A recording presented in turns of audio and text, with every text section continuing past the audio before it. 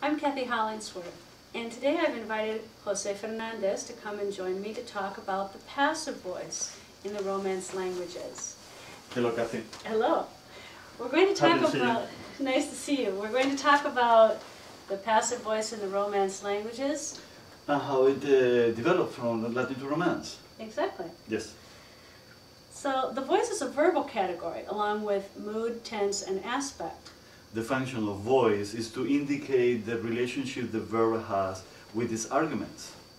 Voice indicates the status of the nouns with which the verbs have a relationship, altering the relationship between the subject and the object of the verb. There are three main types of voice that are used in a sentence, which are active, passive, and middle. Active refers to sentences where the action is done by the agent. Passive refers to sentences where the action is received by the patient. And middle refers to sentences where the action could be either active or passive. We have as well three categories of voice. Derived, which includes ordinary transitive passives, that is, passives with verbs that take a direct object.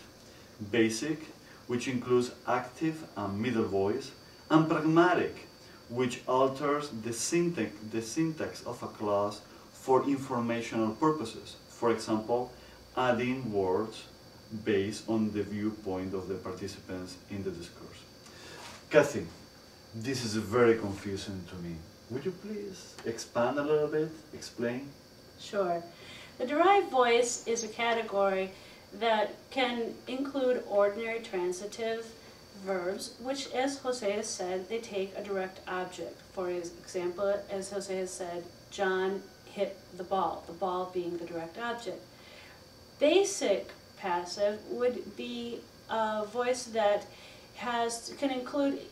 basic voice can include either active or middle, which can be an active sentence, meaning that the subject initiates the action, or middle can be either active or passive.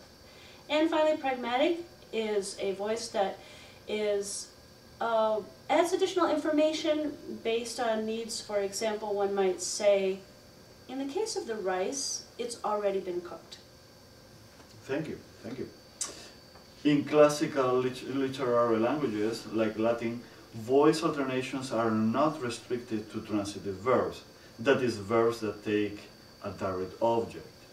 In Latin, verbs were generally at the end of a sentence, but they could move around in the sentence without a problem because verbs were inflected, which means the mood, tense, and aspect were marked by conjugated verb endings. So in Latin, for every voice conjugation, there was a passive voice equivalent. So in other words, for the active voice conjugation, there was a passive equivalent. The distinctive marker for the passive was an R at the end of the verb in the singular present tense. Some passive verbs were syntactic.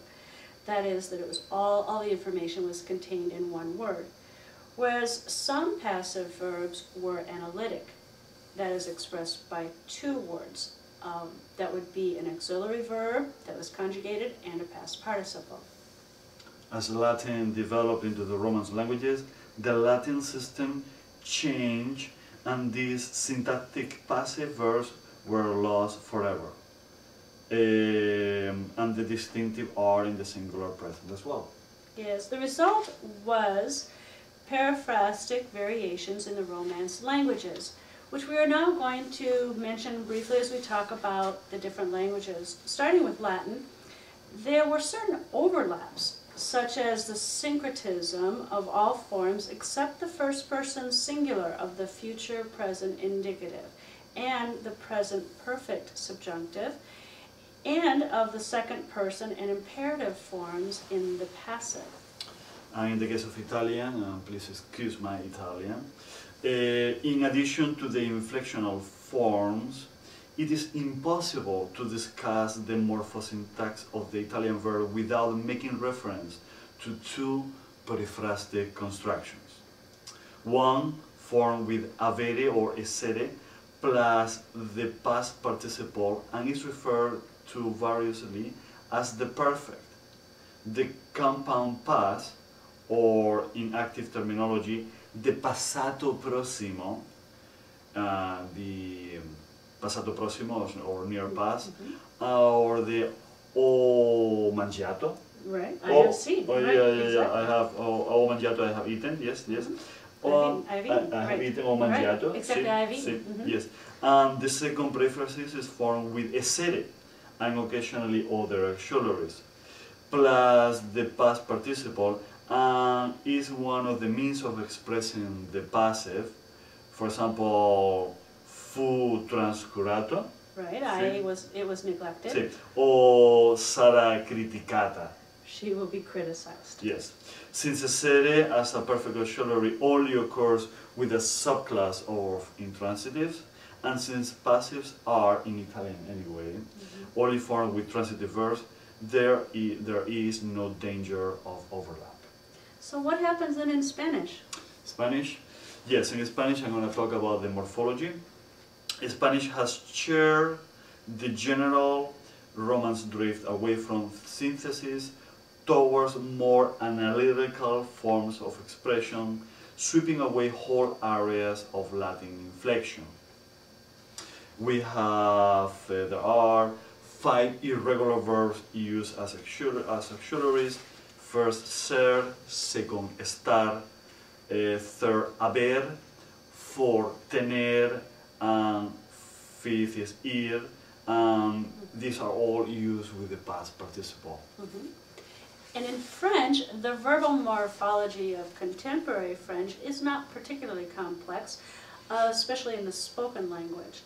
Superficially, at least, the 4 conjugation types of Latin have been retained as verbs in er, donner, give, oir, voir, to see, re, rompre, break, ir, venir, come, respectively, each one.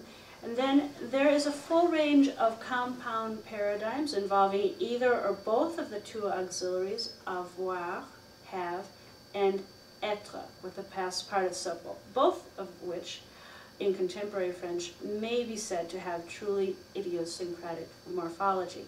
Essentially, the former has always been used in contexts where the subject has an agentive or comparable function in the sentence, such as j'ai écrit la lettre, and I have written the letter. Originally, I have the letter written.